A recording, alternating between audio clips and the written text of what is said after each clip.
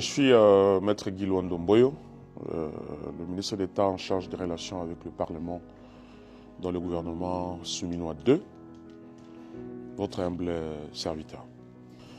Comme nous le savons tous, dans notre régime politique, le gouvernement est l'émanation de l'Assemblée nationale.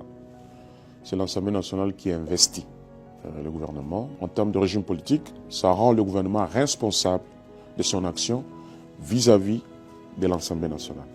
Et puisque on vous investit sur base de ces programmes, la Constitution a prévu des mécanismes à travers lesquels, c'est l'article 138, où le gouvernement doit rendre compte auprès du Parlement.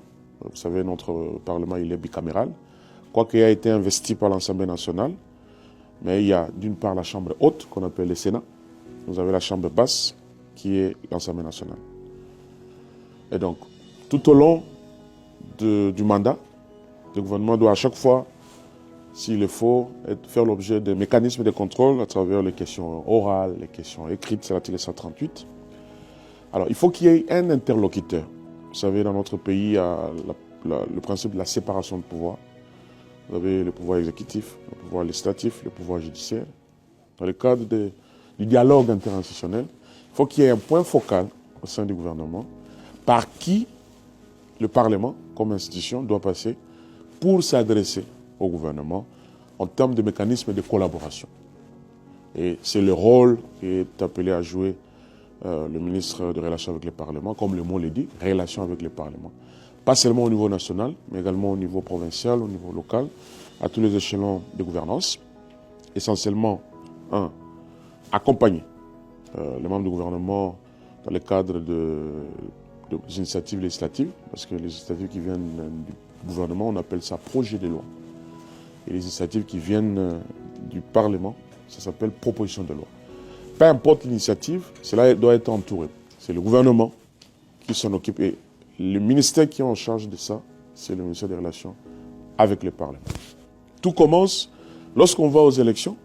Le président fait un certain nombre de promesses. Si vous me votez, je vais faire A, B, C, D. De ces promesses, le chef de l'État l'a rappelé lors de son investiture le 20 janvier 2024. Il a décliné ça en termes de priorités. Il y en a 6. Le gouvernement coule ça sous forme d'un programme. Et ce programme doit être coulé en son tour sous forme de loi de finances pour des exercices budgétaires. Et c'est dans cette loi de finances où vous allez trouver ce que le gouvernement va faire au profit des Congolais dans l'année 2026. Est-ce qu'il y aura de nouvelles écoles? Est-ce qu'on va réhabiliter des universités? Qu'est-ce qui va être injecté pour la recherche scientifique? Qu'est-ce qui va être fait dans le domaine d'accès à l'eau? Comment améliorer la desserte en électricité?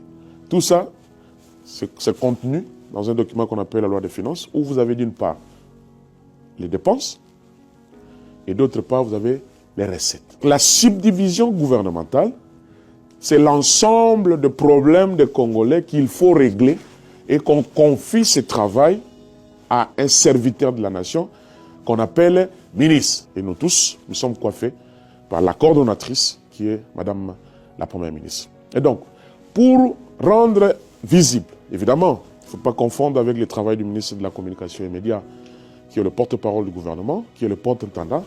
Nous avons en charge d'assurer le pont, le lien entre le gouvernement et le Parlement.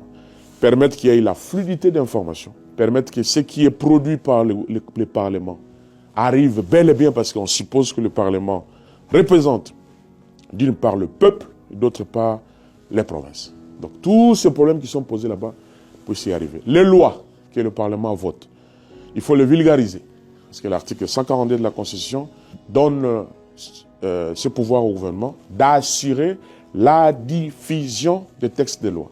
Ça veut dire que lorsque le journal officiel publie un texte de loi, le gouvernement doit assurer la diffusion et, attention, le Constitution dit dans toutes les langues nationales. Ça veut dire que les lois doivent être traduites en Kikongo, en Swahili, en Chiluba et en Lingala. Il y a tellement beaucoup de travail à faire par ces ministères qui aujourd'hui, le chef de l'État, à travers Madame la Première ministre, a hissé ça au rang du ministère d'État. C'est pour montrer l'importance dans l'ordonnance actuelle.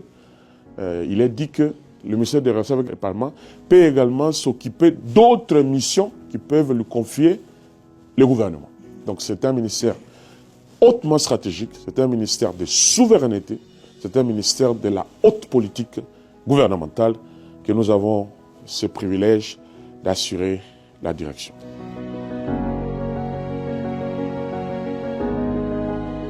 Le ministère doit permettre à ce que l'information circule de manière fluide entre le gouvernement. Ça veut dire que ce qui est réalisé comme action au profit de la population soit connu de ses représentants.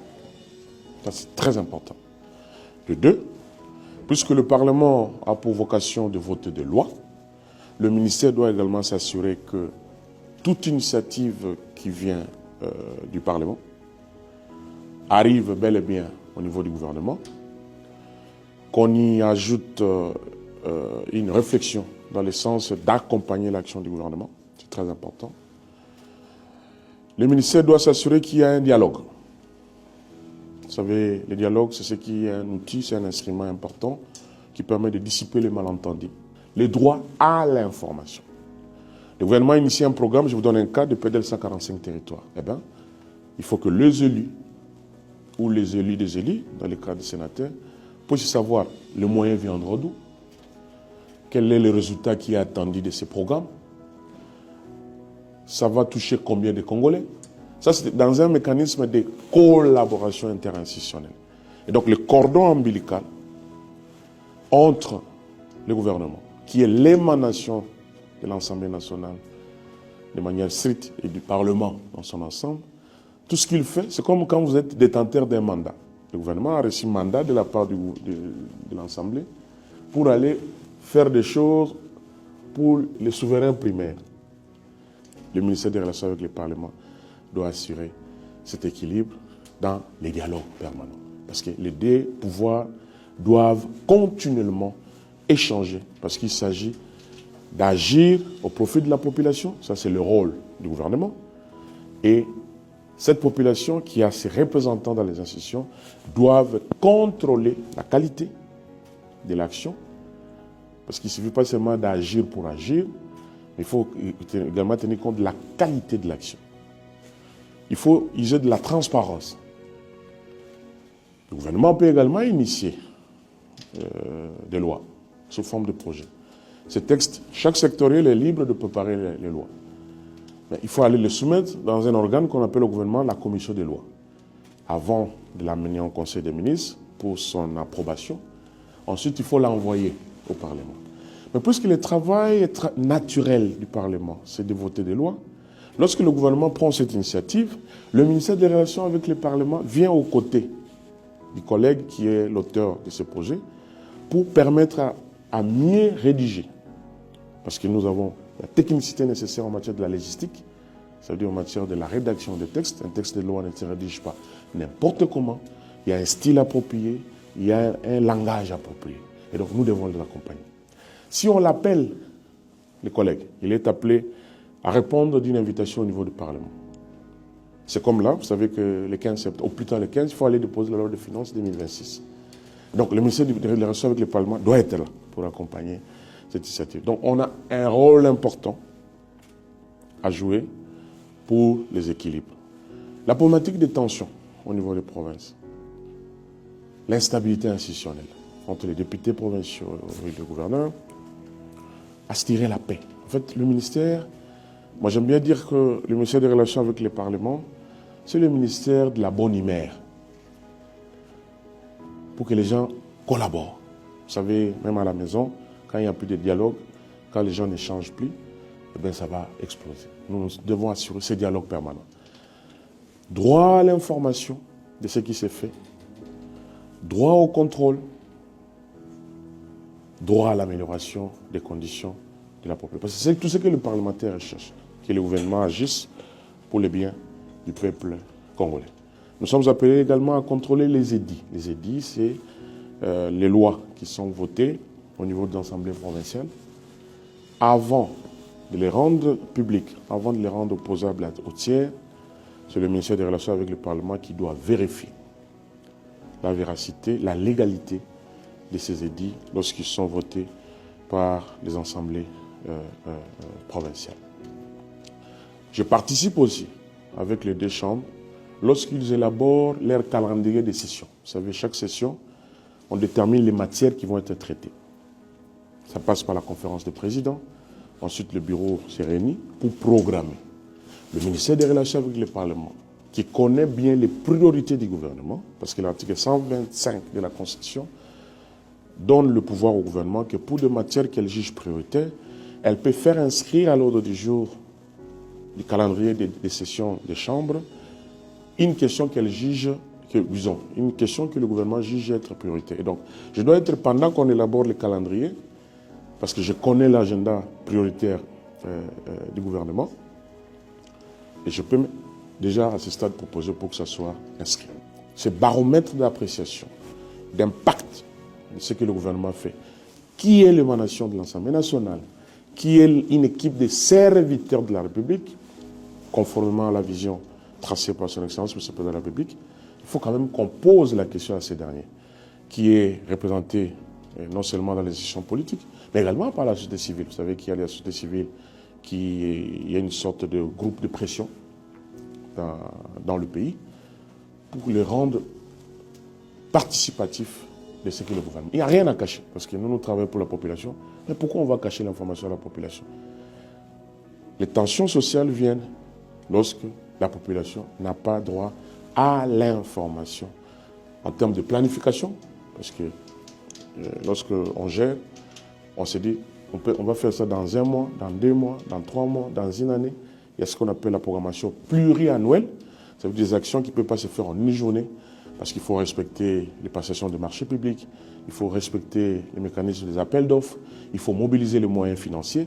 Mais, bref, peu importe le stade où se trouve un programme, peu importe le stade où se trouve une action à mener, la population. Nous allons nous battre, comme cela nous avait été instruit par le chef de l'État, par Madame la Première ministre, de rendre disponible l'information de ce que le gouvernement fait et de rendre disponibles les préoccupations de la population exprimées soit par elle-même, c'est pour cela que je vous ai parlé du cadre qu'on appelle, on va appeler ça la transparence, ou à travers ces édits dans les cadres des vacances parlementaires, pour que ce qu'il y a comme problème dans une circonscription électorale, dans une province, lorsque le gouvernement élabore la loi de finances, il faut qu'elle soit réaliste.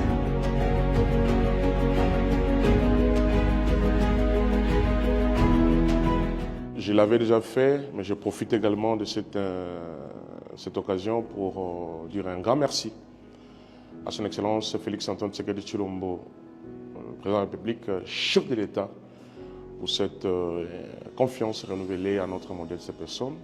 Le gouvernement a été investi depuis le 12 juin, le gouvernement qui est conduit par Madame la Première ministre, à qui nous disons aussi merci. Nous vous promettons d'être exemplaires et nous vous promettons d'assurer une meilleure collaboration pour que le programme d'action PAC 2024-2028, qui vous tient à cœur, parce que cela découle de la vision du chef de l'État, ne soit pas un simple slogan, que les Congolais vivent la réalité dans leur vie quotidienne. Et donc, puisque nous parlons de la réalité dans leur vie quotidienne, notre rôle sera de s'assurer que le peuple, soit directement, soit indirectement à travers les élus, puisse avoir la bonne information.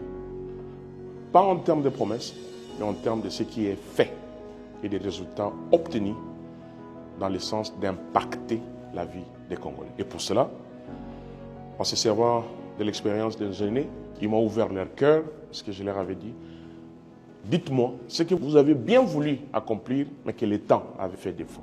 Eh bien, ils m'ont livré leurs secrets. Malheureusement, je ne peux pas les livrer en public. Les Congolais n'ont pas besoin de discours. Les Congolais attendent que leur vie soit impactée. Et je leur promets que je mettrai tout ce qui est de mon pouvoir, toute mon énergie, pour être à la hauteur de bénéficier de la confiance du peuple à travers le chef de l'État qui a été élu massivement par cette population. Nous allons nous battre pour rendre fluide l'information, parce que le peuple doit être au courant de ce qui s'est fait. Permettre aux élus, lorsqu'ils reviennent de leurs vacances parlementaires, valoriser les rapports de vacances parlementaires. pour que la loi de finances ne puisse être que le reflet de vrais besoins des Congolais disséminés à travers le pays. Nous allons également s'assurer que les députés ont accès aux membres du gouvernement pour leur poser des questions. Pas forcément dans le cadre de l'article 138. Oui, vous pouvez l'enclencher. Question orale. Question orale avec débat. Mais nous allons innover en mettant en place un cadre. Je vais prendre dans les jours à venir un arrêté pour créer la session d'évaluation de l'action du gouvernement. Ce sera des plateaux qui vont réunir des élus sur un même plateau avec les membres du gouvernement. Généralement, les députés sont interviewés par des journalistes séparément. Après, ils vont aller interviewer des ministres, alors que les deux pouvoirs, législatif et exécutif, qui sont appelés à travailler ensemble pour la population, rare est le moment où on voit les députés, les sénateurs, ensemble avec les membres du gouvernement pour échanger. Ces cadres-là n'existaient pas. Il y a un peu une sorte d'antagonisme. C'est toujours un peu chaud. Des initiatives de députés qui se retrouvent dans les réseaux sociaux. Des interviews données aux radios, aux télévisions, déjà annonçant que tel est appelé. Non. On va faire pour qu'il n'y ait pas d'animosité, parce qu'il n'y a pas d'animosité lorsqu'on travaille tous pour le bien de la population. Et donc on va faire ce qu'on appelle la saison d'évaluation de l'action du gouvernement. Il y a un concept qu'on a créé qui s'appelle l'hémicycle. Habituez-vous de voir ça sous forme de support en magazine, en journal papier. Il y aura un espace télévision qui va s'appeler l'hémicycle, qui sera le cadre d'échange entre les décideurs et le peuple ou ses représentants. Ça sera une première, ça je vous promets déjà. Je vois comment le débat va être roulé, parce que les parlementaires viendront avec la loi de finances, avec le programme d'action, avec le problème de leur circonscription, et le sectoriel devra dire ce qui est fait dans son secteur, dans la circonscription électorale de l'élu. Au moins, on va opposer la loi de finances aux réalités, les confronter aux réalités des terrains. Nous, c'est programme d'action, loi de finances, action sur le terrain. Il faut que les représentants confirment que, oui, nous avons reçu des kits médicaux. Tel hôpital a été réhabilité. Nous ne viendrons pas pour dire non, nous planifions. Non, nous allons venir pour dire à Aketi, à Chilenge, en Mbujimaï, on est parti de tel niveau de prise en charge médicale. Voilà le niveau atteint en termes d'équipement. Également, en termes de qualité, attention, des médecins. Et nous viendrons dans ce cadre qu'on appelle la session d'évaluation du gouvernement. Nous allons aussi nous pencher sur la question de la formation et de la mise à niveau. Nous allons proposer une académie. Pas seulement pour les élus, mais pour toute autre personne. C'est un peu comme l'ENA dans la filière administrative. Nous allons également proposer une académie qui va servir d'instrument scientifique. Ça, ce sera en collaboration avec ma collègue, la ministre de la Recherche scientifique, en jumelage avec des grandes écoles internationales comme, je ne vais pas dévoiler les noms ici, dès que le jumelage sera établi, nous allons donc vous en faire part. Nous allons également, en collaboration avec la présidence de la République, pour permettre d'avoir accès à la vulgarisation de toutes les lois. Ça ne sert à rien de voter des lois que la population elle-même ne comprend pas, que la population elle-même ne sait pas, même s'il y a un principe en droit qui dit « nul n'est censé ignorer la loi ». Mais il faut qu'ils connaissent. Lorsque les lois sont publiées au journal officiel, l'article 142 de la Constitution, alinéa 2, demande au gouvernement d'assurer la diffusion des textes de lois dans les 4 langues nationales. Donc, on doit avoir le code minier en Chiluba. Ce n'est pas moi qui l'ai dit, c'est la volonté du constituant, l'article 142. Le code minier en Chiluba, en Swahili, en Kikongo et en Lingala.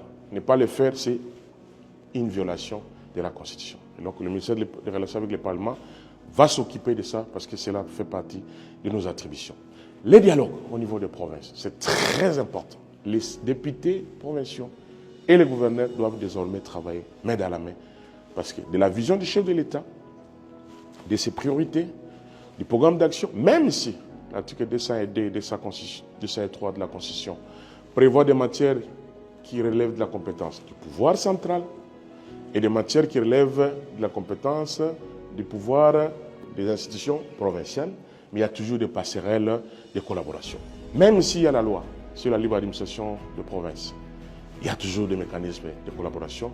C'est de ça que nous allons assurer la bonne vie, la survie, la bonne marche des institutions de la République.